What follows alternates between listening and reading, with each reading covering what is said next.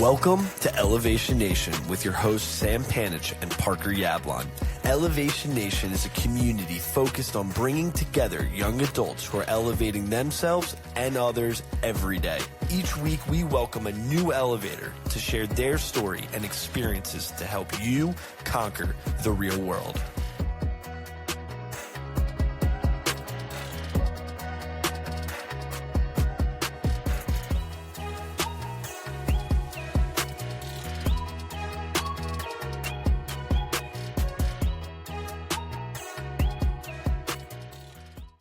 Elevation Nation, we have a treat for you today, tonight, whenever you are tuning in. You know Parker and I love to learn. We also love to learn what's going on in our bodies, in our minds, emotionally, spiritually, medically, physically. So we are so excited to welcome Ashleigh Di Lello on to Elevation Nation today with us. And you are so incredible, so impressive. I don't even know if I can start with your story and give you a decent elevator pitch. So Ashleigh, I'm going to ask you to do that for me, to bail me out here, because there are so many different aspects of who you are and what you've done throughout your life. Can we have a quick background on you? Yes. Well, thank you for having me, guys. I'm excited to be here and to chat. And yeah, I've definitely lived many lives, it feels like, in my life, and overcome some pretty significant challenges. And that's why I'm so passionate about my work in the brain, because we all have these same mechanisms. And that's, before I give you an overview, that's just what I want to emphasize is, as you listen briefly to my story, I think it's so easy to discount ourselves and say, oh, well, that's her life. Let me come back to me and my limitations of my life. But then we'll circle back around and I'll share with you the very same mechanisms you have in your brain that I access to be able to kind of overcome what I have in my life. So a brief summary, I've gone through 2 life-altering health experiences. I started early. When I was barely 13 years old, I was sent home to die.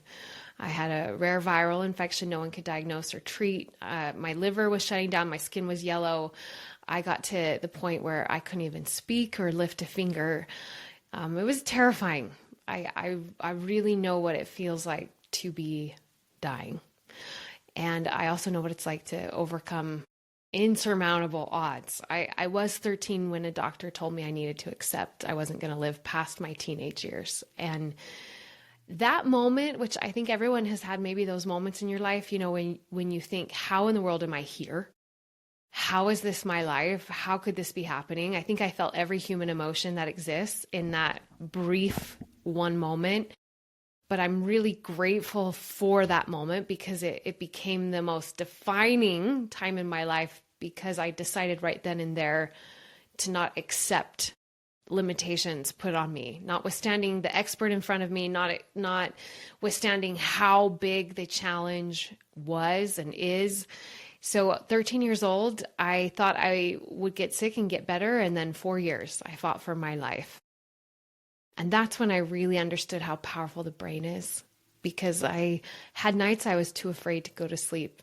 Actually, too afraid that if I went to sleep and surrendered that conscious will to live, that my body wouldn't make it. So I would stay awake through those long hours of the night, just willing my body to keep fighting. So when people talk about the mind-body connection, I've intricately experienced just how profoundly powerful that is. That was a long journey in and of itself, but I survived, obviously. 4 years after fighting for my life, I was reclaiming my health. 6 years later, I went back to dance, which was the love of my life at that time. And I went to school as well and got my degree in other things, which was great because it led the way to eventually neuroscience being my work. But I had an amazing professional dance career with my husband, who was my professional partner. And we performed in over 45 countries around the world. We did TV shows like So You Think You Can Dance and Dancing with the Stars, which now everybody is so on board with, but that's fun for me to see as a former ballroom dancer. And we did Broadway. We headlined a Broadway show. we were really at the top of our career. And for me, it was like the top of the mountain. Like I've been in the depths and look where I am now and successful in the thing that I love and so healthy. And then everything was taken away again, and you think when you go through one big thing like I did, it's like, check, I did that in my life, right? Can we move forward? And I had a 2-year-old daughter at the time, which was also a miracle for me because I'd been told I'd never have kids. And she was coming with us as we performed and traveled. And it was just really such a beautiful time in my life. And obviously being so physical, I had injuries and I went into a second hip surgery and it failed and I lost the ability to walk and suddenly went into this round 2 of the worst health experience I didn't think could be worse than the first, but it was because I was living in debilitating nerve pain in over 10 areas of my body, struggling to do even the very basic of tasks. I lost my professional career. I couldn't be the wife I wanted to be, the mother I wanted to be. Every day was just hell, sleeping 2 to 3 hours a night. And it was very deja vu. But this time, a whole new realm and frankly, so much harder because now I have this responsibility as a mother, wife, business owner, impacting my whole family. I thought, okay, I've overcome before. We can do this. And I threw everything in the kitchen sink, like Western, Eastern, alternative, regenerative, holistic, every biohack you've ever heard of, like whatever. I was literally like a pincushion. I had over 200 injections of all the stem cell, PRP, prolotherapy. I mean, if it existed, I've done it. And to the point of nearly losing our home because we were putting all of our resources into trying to get me well. And I had so many areas of my body that this had spread to. I was diagnosed with about 5 different chronic pain conditions that they say are life sentences. And truthfully, like the evidence showed that after several years of trying all of this, I was just getting worse. And one night, the darkest night of my soul, and I think a lot of us have had those moments where literally I was just so exhausted. Living in that hell, watching my family go through that. Every day was torture. And really that night, earlier in the evening, my husband and I had spoken and I'd said, there's nothing left to try.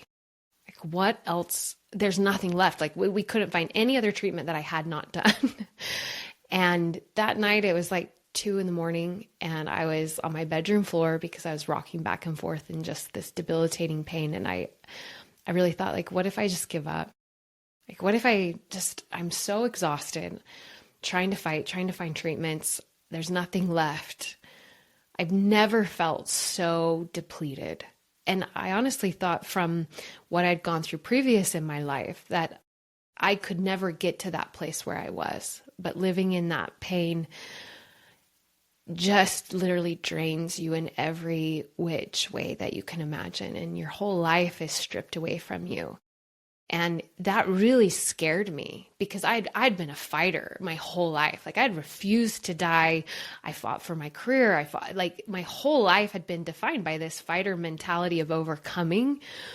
And so to get so depleted to where I didn't recognize that part of me anymore. And I remember sitting in that place of absolute just defeat and overwhelm and thinking about what that would look like for myself and my family if I just gave up. And as I sat in that truth, I wasn't okay with that. And slowly but surely, I remember just thinking, trying to come up with answers, thinking about my whole journey. And the consensus had been that my nervous system flipped a switch into pain. And that's what they tell chronic pain patients, like, now you're a chronic pain patient. And essentially that's what happens with people who now get stuck in anxiety or depression. It's like, well, now this is your operating system. And as I was contemplating over that, I thought, well, if it can flip a switch into pain, there's got to be a way to flip it back. And that very next day, I started studying neuroscience 5+ hours a day because my life literally depended on it. And I merged all the science with my lived experience. And that dark night of the soul really was where my greatest desperation met my greatest determination, right? And that's the gift of rock bottom sometimes. And slowly but surely, I was creating this process called Bioemotional Healing. And as it was giving my life back, I knew that's what I was going to do and needed to do. And my whole life had trained me to do. And I've been coaching clients through this process for the last 7 years. And I've seen people heal from all types of physical, mental, and emotional challenges that have been there for years, if not decades. And that's why ultimately my greatest love language is the brain, because it is just so powerful. And that's why I'm here today. I mean, Ashleigh, I have to say thank you for sharing. And I am just taken back by, you talking through your story of where you started when you were younger, pushing through, keeping hope, and then you get over the hump 4 years later from that one terrible, terrible time in your life. Then life is like amazing. You're soaring, you're doing what you're fulfilled in life every day. You're what you've aspired to be. You're traveling the world. And then something else happens. And to your point, you said it was almost worse. It was worse. And you mentioned you living through hell, every day is torture, but you kept fighting and you kept pushing. And we've had 400 plus conversations on this podcast with fighters, with people who keep pushing. And first of all, I just got to say thank you for sharing, because I know our audience definitely is like just taken back by everything that you've said. I want to learn more about the nervous system, because clearly you've figured it out. You said you've tried everything under the sun to help you. So can you help Elevation Nation understand like the 101 on what is the nervous system and like why it's considered the operating system in our bodies? Yeah. Well, first of all, thank you for your kind words. And everyone's hearing a lot of buzz about the nervous system these days. That not necessarily like 9 years ago when I started delving into it, which is fantastic. But let's just simplify it. The nervous system is the brain and body and how they communicate together. The brain communicates to the body communicates back to the brain.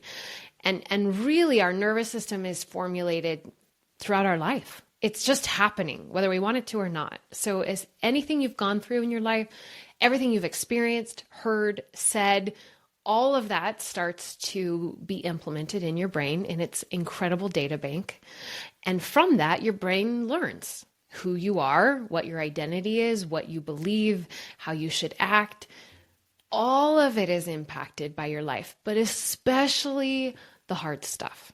Anything that really impacted you emotionally, physically, things that changed your life, altered you, that especially is what formulates your nervous system. And from that, your brain learns, hey, how do I need to protect you in your life? What do I need to look out for? What is safe for you, right? Because that's really all our brain cares about, is that our physical and mental and emotional well-being is doing okay. And the same areas of the brain activate for both physical and mental threats. So the brain really doesn't decipher. It's all important.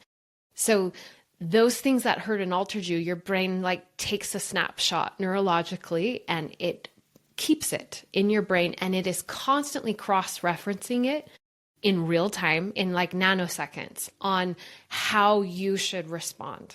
What is safe for you? How do I protect you? And that's where a lot of our stress responses come from. And that is where anxiety comes from, depression, pain, physical stuff, limiting beliefs, negative thought loops. Those are all really coming from the brain's protective centers of, hey. And is that from experiences that you've had throughout the course of your entire life?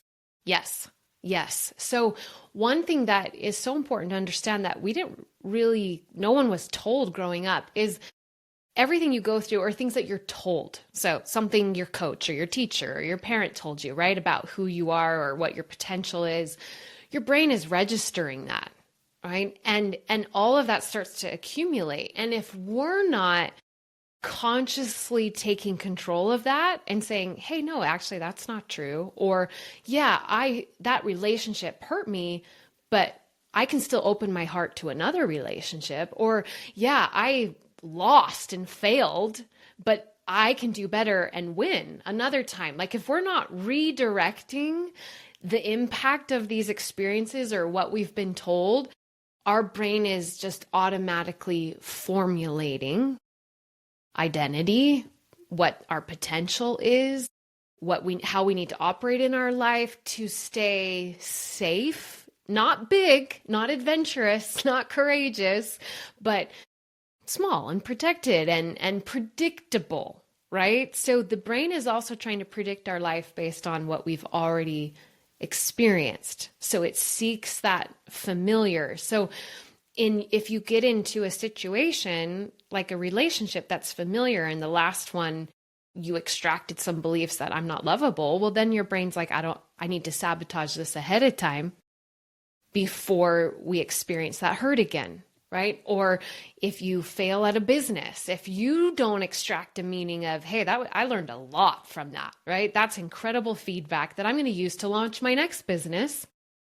If you're not redirecting that, then your brain's like, I failed. We can't do that again. I don't want to fail again. That hurts so deeply. So maybe now I'm just going to keep telling you, you're a failure. You can't do it. So now I go back to the safety of the known instead of stepping out into another adventure and being an entrepreneur, right? So anything that we go through in our life that was impactful, if you're not directing it purposefully, your brain is extracting a protective, usually disempowering meaning about yourself, your potential, your identity, all to protect you from that same thing happening again. But then what that does is keep us in those familiar cycles and keep us stuck from really learning and growing from these experiences. It's just absolutely phenomenal because the brain doesn't have a time clock. This part in the brain, the limbic system that stores all this, it cross-references this in real time. So even if it was 10 years ago, if you didn't move through it, process it, and redefine the meaning, then if you're in a similar situation, your brain is cross-referencing that experience from 10 years ago as if it's today, right? And that's where people are like, why am I so triggered? Or why am I so overreactive? And it's like, because your brain thinks it's today. It's not going, hey, 10 years ago. Wow. It's going right now. And it's doing that automatically in nanoseconds. I mean, it's all insanely fascinating stuff. Parker and I both love Joe Dispenza, and certainly a lot of similar learnings and findings as we explore the brain. I feel like Parker must have messaged you, Ashleigh, before this and talked about my past dating life and my traumas. So, because you were hitting the nail on the head there with those. So we're going to work through that offline. Okay. But I think it's super interesting. And I want to get into more details with it, of course, so we can nerd out. But you also mentioned that you're a mother. And for me, many of the traumas and patterns that I have in my head happened when I was a younger kid. And no one did anything wrong, but things happen to you in your life, whether you're surrounded by all love or some pain and right? Like things just happen. How, as you now, as a mother, are you helping to create a space for your children to grow and thrive and make mistakes, but also not fall into patterns and negative loops as you're setting them up for success in the future? I think a lot of parents struggle with this 20 years ago when Parker and I were getting raised, and even more so in today's day and age. Yeah, such a great question. And Sam, I promise Parker did not tell me. I just felt inclined to go there. And it's a common struggle. But oh my gosh. And let me just say, all parents are learning on the job. Do you know what I mean? All parents are learning, and all parents impacted their kids in one way or the other. And in my work, I've definitely worked with people who had really tough parents, and I think a lot that loved them and brought their own traumas and wounds and were trying to figure it out, you know? This is a great question because there's a really important twofold aspect to it, because I think also in parenting today, we've swung the pendulum too far to where kids are losing emotional resilience. So this is where it's really important. I think one of the best things I've done as a parent is making mistakes okay. And really defining for her that failing is not meaning you're a failure. Failing's a verb. We're all going to fail. We're all going to make mistakes. Failure is a noun. It's an identity. And those are very important to differentiate. The first thing that I did for her to do that is me as a parent acknowledge when I make a mistake. That's so important. And be able to apologize and make amends and share my learnings from that. I have to model that for her. And I think unintentionally, so many parents never apologized, really, right? For when we make mistakes. And hey, and these are some of my reasonings, but that gives kids permission to make mistakes without tearing themselves down. Because I think also a lot of kids were trying to make our parents proud and so forth. So I think that's one of the most important. But then to not be defined by them. What do we learn from this? What do we learn from this? Where's the feedback? The twofold aspect. So that was one of the most important things I feel like I've done. The twofold aspect is this, and I want to share a story that literally defined my daughter's life so far. She's almost 12. But I think it's very important as parents to talk versus just what's wrong with you? Why aren't you doing this way? Do it this way. But be open to what are you feeling? What are you experiencing? What is going on? We need to understand what's going on below the behavior than just talking to the behavior. And then there comes a point, though, where we have to teach our kids that they can rise above what's going on below the surface. Because I think a lot of times now we're talking too much and being identified with our wounds or our emotions and not understanding that we can become greater than them. So let me circle back around by sharing this story. My daughter all of a sudden started to just really have fears. And I honestly think some of that was from what she watched me go through. Because she was 2 years old when her mom lost the ability to walk. She didn't remember me before that. When I was healthy and strong, she saw her mom suffer and go through surgeries and painful treatments. And she saw me in pain and she saw me crying. I did my best, but like I'm a human, and she witnessed real suffering. She saw stresses that we went through. And I think some of that started to show later because she couldn't register it, but she was watching it. And I had to tell her, you have to be careful around mommy, right? She couldn't come run and jump on me. So her upbringing young was different, and I believe it was a delayed kind of response. She became very clingy to me, very fearful of doing things she loved. Didn't want to go to dance all of a sudden, didn't want to go to friends' houses. Now, some of my instinct before I understood all this would be like, what's wrong with you? Nothing's wrong. Like, just go to your friend's house and you're going to dance. Like, that's it. I did the first part, which was, honey, this is really different for you. Like, what's going on? What are you feeling? What are you experiencing? I don't know. I'm just so afraid. And she's little, so it's not like she could totally articulate. But we talked about some of her fears and not wanting to leave me. And I had to help her maybe connect to that was maybe part of what you watched mommy go through. Like, do you think that could be that? We talked about it a lot to where I was actually trying to understand her and not just the outcome of what was going on inside of her. So we did that. And I think as a parent, that's super important to just really try to understand. But she still wasn't wanting to get beyond it.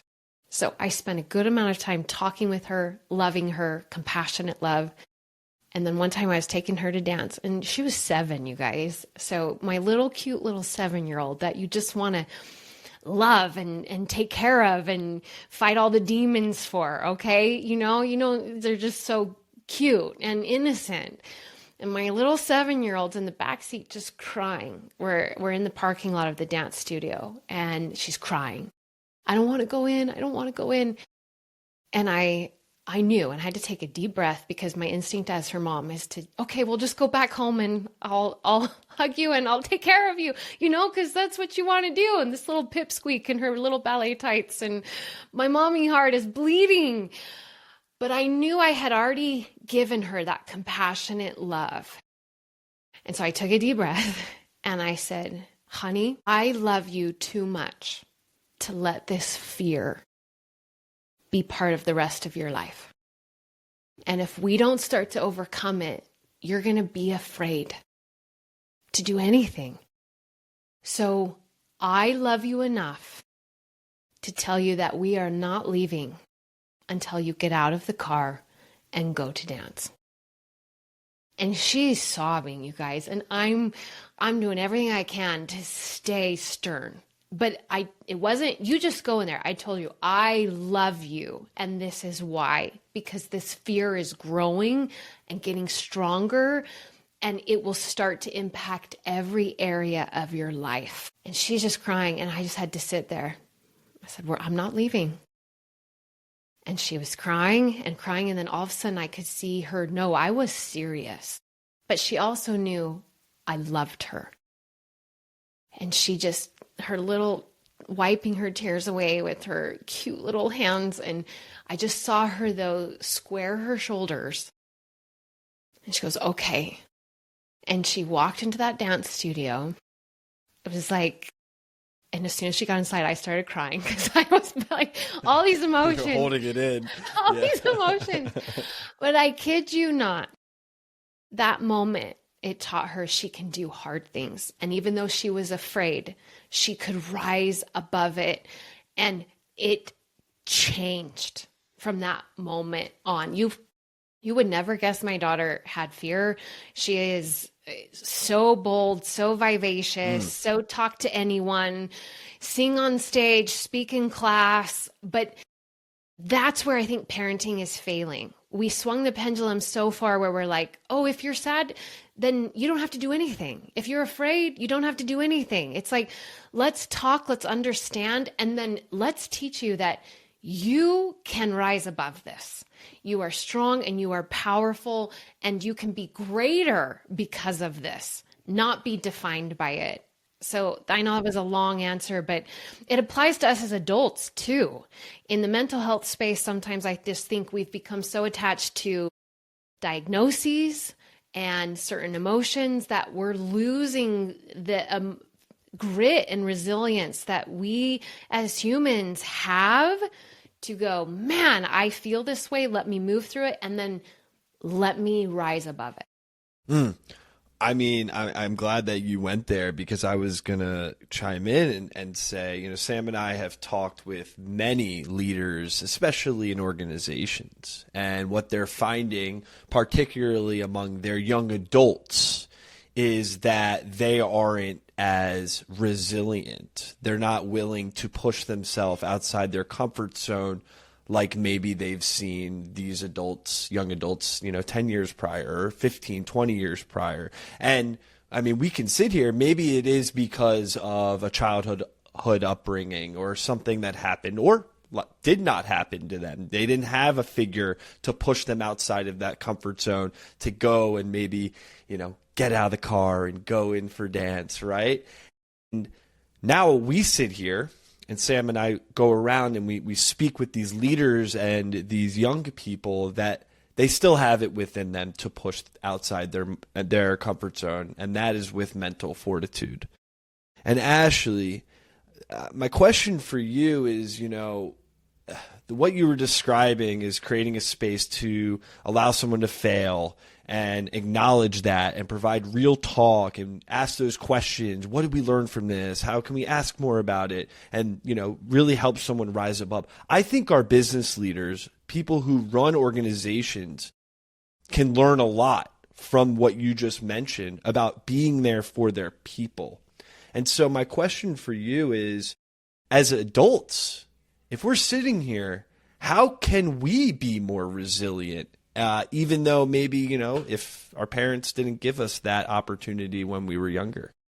Right. Well, what I want to emphasize is there's an area of our brain that is directly correlated to resilience. And the beautiful thing about our brain is whatever we practice gets better. And so resilience can get better and stronger. So yes, there are some more inherently resilient people, but also that's been a choice that's been built, because people will be like, oh, I'm just not as resilient or not as strong or tough. Well, maybe not yet, but know that there's an area of your brain that will grow as you exercise resilience. So the thing that I would first tell people is, when they're in a place of challenge, or they're feeling defeated, or whatever the emotional or physical or obstacle that they're going through that is making them feel like, I can't do this, right? Or I can't keep doing it, or I want to quit, or I'm not good enough to do this or rise above it. Let's just first acknowledge it, okay? Let's first acknowledge it. But then I want you to know, one of the greatest assets is the meaning we give it. So when you're going through something tough, the pendulum can swing both ways. I don't know how I can do this, or I don't know how I can do this yet. So I'm not the person yet maybe who can do this, but guess what? I can become that person. Because I actually really don't like the saying that you are perfect exactly how you are. Now, that's different than saying you have worth no matter where you are. But you're perfect exactly as you are. What if you feel overwhelming defeat and depressive and anxiety every day? You're like, wait, no, I don't feel great about this version of me, and I can't do what's in front of me yet. But what I would say is, you can rise to become. So let's sit down and say, what am I feeling? Okay, so not just, oh, I'm stressed or I'm overwhelmed. No, be specific. The brain loves specificity. So too often we're just like, I'm stressed, I'm overwhelmed. And it's like, well, that could be so many things underneath that. So get specific. Oh, I'm not feeling good enough. Oh, I'm afraid I'm going to fail. Oh, I'm afraid that people are going to judge me. Like, let's get specific, because we can't change in just these overview of emotions. So you have to actually take the time to do it for yourself. Like, have a conversation with yourself. What am I actually feeling? Where are some weaknesses that this is giving me an opportunity to grow through? And that's the key. The area of the brain that grows with resilience is directly correlated to the meaning of, this situation is too much, or this is really hard, but I have the capacity to do it one day at a time. That's what really lights up that part of our brain, is the meaning of, I can't quite do this yet, but I can grow and try and become the person that can overcome this. So sit with yourself, be honest, name it, get specific, be honest with where there's weaknesses that you can improve. Start redirecting your brain to that possibility, and then matching that with even one micro action a day. Because what we do is we look at the whole picture, and that's just too overwhelming. And then the brain is like, I don't even know. Let's just not do it. Quit, give up. You can't. Let me just send all these self-defeating thoughts, instead of, I can do this. This is what I need to work at. These are the character traits. This is the resilience I can grow. What is one application today? What is one action step that I can do today in alignment with that? And if it's just one, by the end of the week, you've got 7. And those are all evidences to your brain of possibility. Are those easy steps? Like things that don't give you fear? Like very, very small? Or is it something that, you get that feeling of like, a little anxiety builds up, a little fear, your heart starts to race? And honestly, it depends on the person, because for someone, a little step might be so significant for them, where another person can go to a little bit bigger. So I always tell my clients, what is that next step of progress that is a little bit afraid, like a little bit trepidatious, but doable? Right? So we're not jumping from where we are to clear up high and like, oh, I can't speak in public. I'm going to go to that board meeting and speak in front of 30 people. It's like, no, stand up for yourself to your coworker, like share your opinion, right? If that's terrifying, do that next step. And even if it doesn't go well, the important part is to then actually connect it for your brain that you did that and you just built that muscle of new tenacity, of new courage. Like we have to point that out to our brain. That's another really important part of building resilience is acknowledging any step of progress, because the brain will always point out where you're still lacking, like where you failed today, what didn't go well, you didn't do this, this, and this. We have to consciously go, yep, but I did do this. And that's a forward step. And if I do that every day, we highly underestimate what those small micro applications accumulate and add to. And the brain is an evidence-seeking machine. So as you give it little evidences of possibility in yourself every day, that will start to grow. And now your brain actually not only has evidence to back you up, but starts to believe what hopefully you're affirming, that I can do this. I can grow. I can become more than I am today. I can be more resilient. I can take these action steps. And those two work together to grow that area of your brain. It's not just a character trait that grows that area of your brain that does in fact make you more resilient. The most fascinating organ in our bodies by far. There's so much to learn. We could have a whole episode on this next question that I'm about to ask. So I apologize in advance, but I didn't want you to leave, Ashleigh, before I started to talk about it. Parker and I are very into mindfulness, spirituality. We talked about Joe Dispenza. I'm currently reading this book. I don't know if you've read it, The Map of the Consciousness Explained. So I'll let you know how it is. Okay. Oftentimes, I think looking back, and I heard you talk about this on a prior podcast, people knew the brain, science, cool, made sense, but they heard manifestation or affirmations or some of this Eastern medicine to be woo-woo. We now, I think, are hopefully coming on to a time where the science is now backing up so many of these practices that people really looked down upon in America for so many years. So I'm curious, for someone like you, who is, of course, backed in science, but also there's now, I don't even know the right word to say, the science is backing up the stuff that used to be unscientific, right? Yeah. How are you now, discovering new things, learning more about, new ways to grow and improve our brain, all backed by science in today's day and age when so many new things are coming out, it seems, every couple months here? It's a lot to keep up Crazy. to. And really, it's been the last 10 years because we have functional MRIs now. So we really couldn't understand the brain while it was in action. And that's where we have the science to support these ideas that we really are creators, that what we think is what we become. And that's not just something we talk about, but the brain is constantly directing how we show up, what we do, the energy we put out, what we allow into our life. So let me just put it this way, that will maybe also make it make sense, because I think still to a lot of people, the sense of like law of attraction still sounds like, yeah, okay, like, but go to work, you know what I mean? And definitely you have to merge work with energy. That's definitely true. But what I will say is, your brain becomes the bodyguard around what it allows you to do and what it allows in. So whatever you have a belief around, like, I'll never be successful in this, or I'm always going to have to work for so-and-so because I don't have enough grit or capacity to become that entrepreneur and be successful.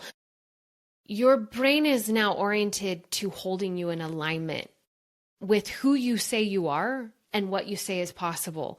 So it will put up all types of resistance when you try to take actions outside of that. Like let's simplify it. I'm not a morning person. Let's say that. I am. I wake up at 4 a.m., whether I want to or not. But when people declare that, I'll just simplify this. I'm not a morning person.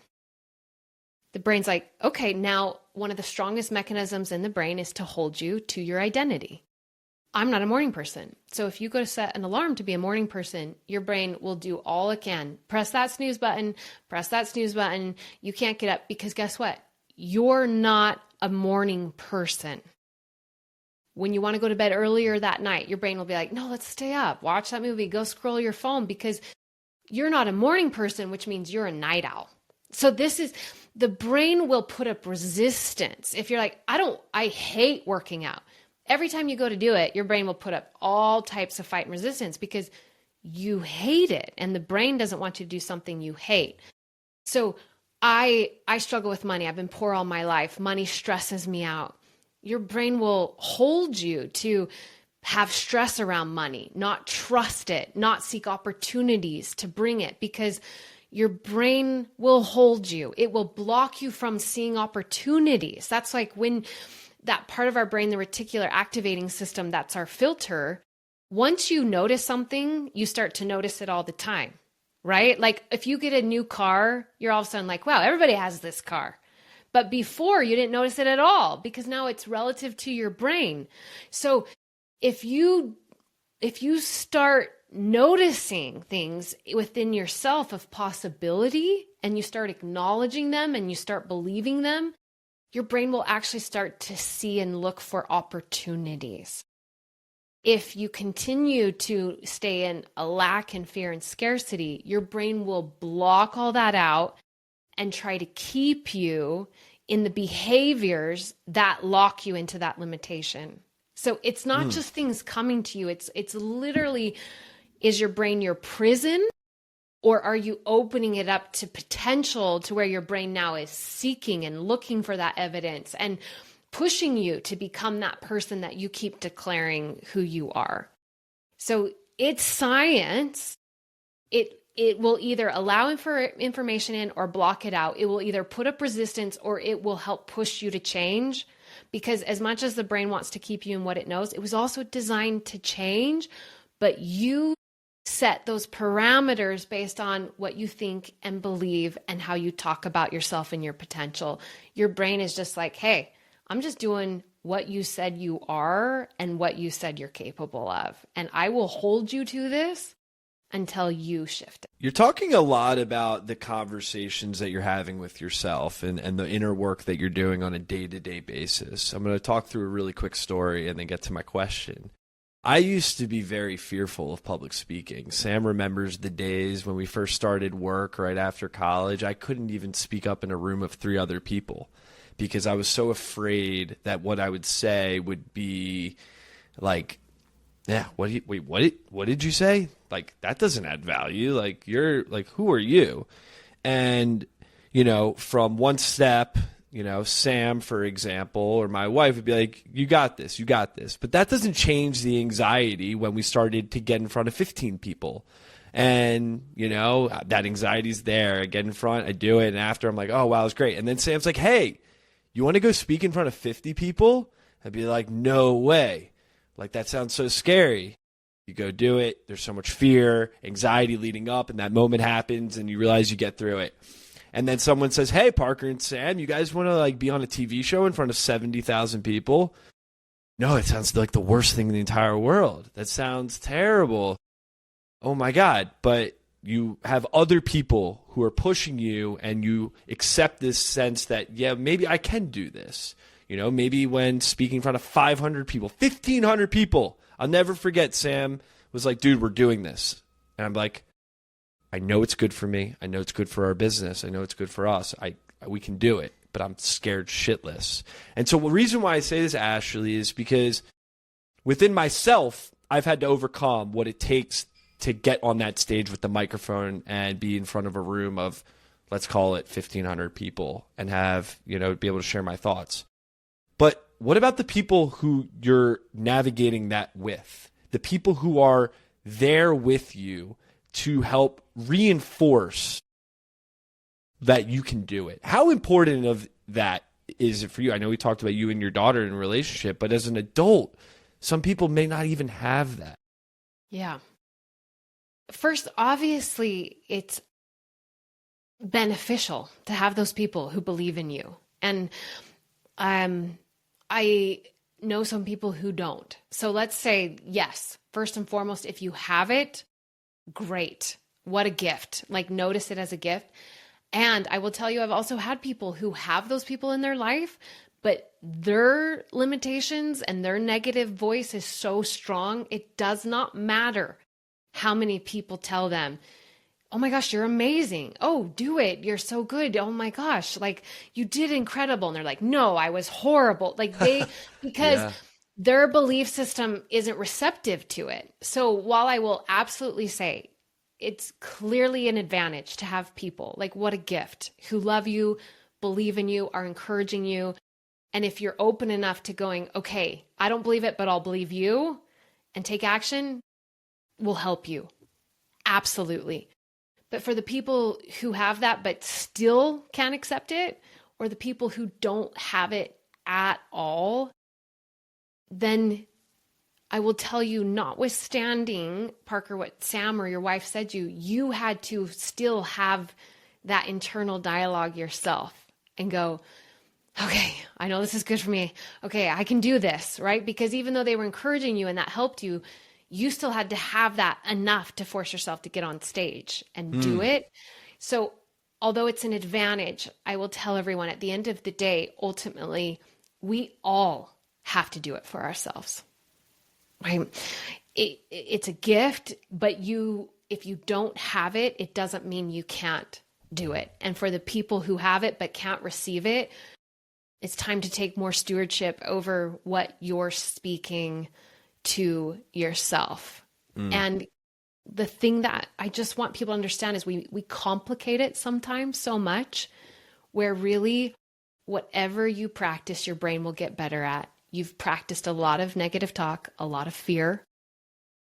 I promise you, if you continue to talk more possibility, your brain will get better at that. And you start taking those micro actions, then your brain will also start to support that. And with affirmations, I think a lot of it can feel disingenuous because truthfully, we have a BS radar in our brain. Okay, we do. So if you're in huge financial debt and you're like, I am wealthy, your brain is like, okay, bullshit. Like, have you looked at your bank account? Like, you don't even have a couch. No offense to you, Sam, who's still waiting on his couch. But I tell my clients, put it in the journey. Like, I am becoming more financially stable, right? I am moving towards wealth. Every day in my actions, I am moving towards wealth. I am breaking the cycle of poverty. Like, that feels empowering. Like, I am in the journey. I am doing this. I am moving toward it, which also lends your brain to more go, yeah, what are we doing? Let's take the actions versus just the declaration of, I am so wealthy and in reality, I'm poor. Like, let me embrace the journey of becoming, because it's who I'm becoming that's going to lead to that wealth, that success, versus the declaration that I'm already there. And that I think really changes the idea of affirmations for a lot of people, is put it in the becoming, in the journey. I am working, I am learning, I am growing towards this. That feels like yes. And I think that also lends itself towards, like I said, doing those micro actions, which are the other part of the equation, because you can't speak what you're also not trying to implement, because then the brain won't adopt it because it needs evidence. I know if Elevation Nation listeners are anything like Parker, they've been rapidly typing notes in our outline of questions for Ashleigh, which is distracting me, but he's got so many golden nuggets that we've taken from you, Ashleigh, and I want to just make sure I plug, we're going to link to all of your stuff because you have so many incredible resources for people to learn from. Obviously, with bio-emotional healing, that's your program, that's your process, that's what you help people with. We just got a 48-minute little taste, which I'm like, I need more. I need to learn more. So we will link to all of that for folks. I want to move us into our next segment here to be conscious of time, which we love. It's our rapid fire segment. So we just have a couple quick questions we want to ask you. We learned a ton from you about the brain already. A lot of facts, a lot of tips. But is there one fun fact about the brain that you just love sharing with people? Man, one. Hard to pick one. We are unbelievable creators. And I want you all to think of how good you're creating from fear and limitation. And know that if the brain can do it that way, it can also do it from possibility. You just have to teach it. But you are already such a powerful creator.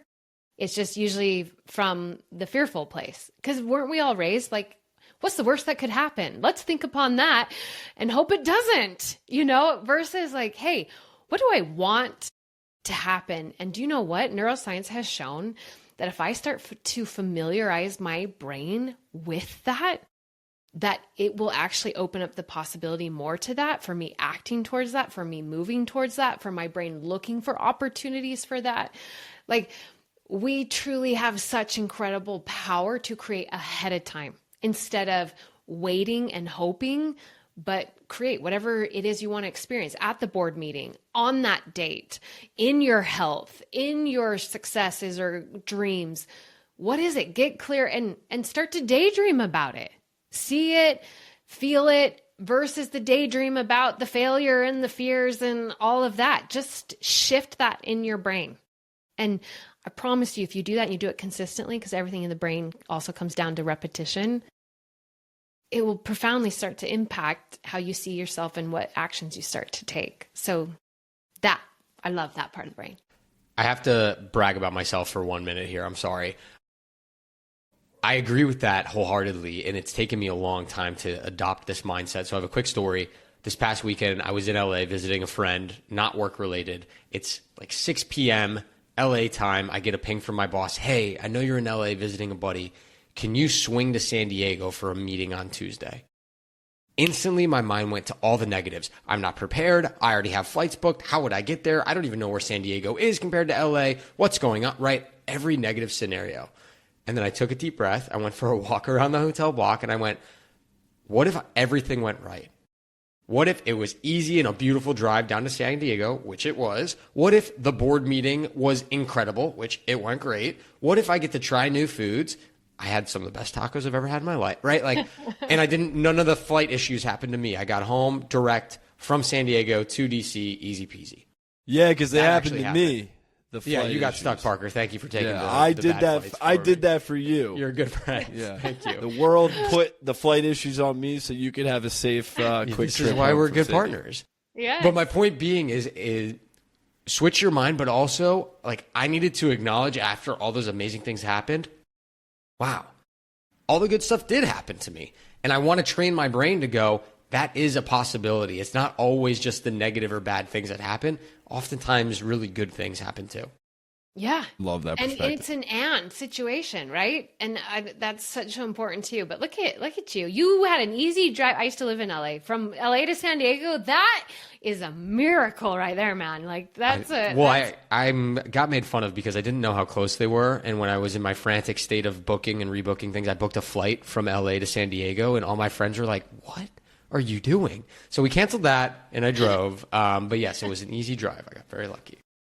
And that's just that redirect of what's all the ways that this is awful to where's the opportunity here, And can I just say, I had to work really hard to change that in my brain. Even though I'm a fighter and super positive, I went through so much crap in my life. My brain was very oriented to what's next. What else is around the corner? Where's the next shoe going to drop? Because my life had so much challenge. And so it was pretty validated. And some people might feel this way. Why is my brain always so negative? Like it could be pretty validated. Not only maybe you've practiced it, but maybe your life has had a lot of hard things that your brain's like, I got to be ready for the next crap thing. I got to be prepared. And so I had to really work on saying, yep, all that happened.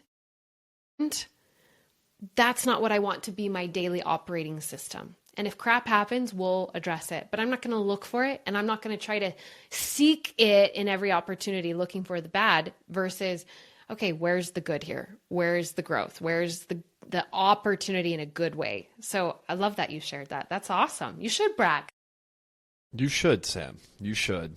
You didn't brag to me about that until now. So I love it. Ashleigh, so we have one last question, and we've asked every single person who have ever joined Elevation Nation, both on the podcast or when we speak around the country, every single person ends up with what we call a mental motto. That is a phrase, a quote, a slogan that you lead your life by. It showcases your purpose and the way that you move forward in your life. And so, obviously, this has been an incredible conversation. We would love to hear what your mental motto is. I know. And I have two. I'm sorry. I tried, but they go together. Okay. So I got to give you both. It goes back to that one night where I said that this one phrase in my head, and I want you guys to repeat this to you. I know what life looks like if I give up. I want to see what it looks like if I keep going. Simple. Sometimes, though, that in its significance goes, oh my gosh, yeah, I'm not okay if I give up. I really want to see what's possible if I keep going. And the other part of that, which I've always said, which my life is a representative of, miracles happen when you don't give up. And I think just we give up too soon, too early. And sometimes the journey is so long and hard, and we never see the full fruition because we've also been conditioned that things should be fast and easy and hacked. And in that, we forget the beautiful growth process that happens. But miracles do happen when we don't give up. Absolutely beautiful. Ashleigh, an hour flew by. I could talk to you for many more hours. Thank you for just sharing a little bit of your knowledge and your wisdom, and of course, your very personal story. We appreciate you opening up and sharing that with Parker and myself and our community, and we are so grateful to welcome you to the nation. Serendipitous that we got connected, and just can't thank you enough for joining us. Thank you so much. I too. I feel like we could just keep talking and talking. Appreciate what you guys are doing in the world and for having me here. It was great. Thank you. Absolutely. All right, Elevation Nation, until next week. Peace. Thanks for tuning in to Elevation Nation. If you enjoyed our conversation, hit that subscribe button to get notified when we release a new episode. If you would like to join Elevation Nation or get more information about the nation, please visit our website at www.elevationnation.io. Until next week, Elevation Nation, peace.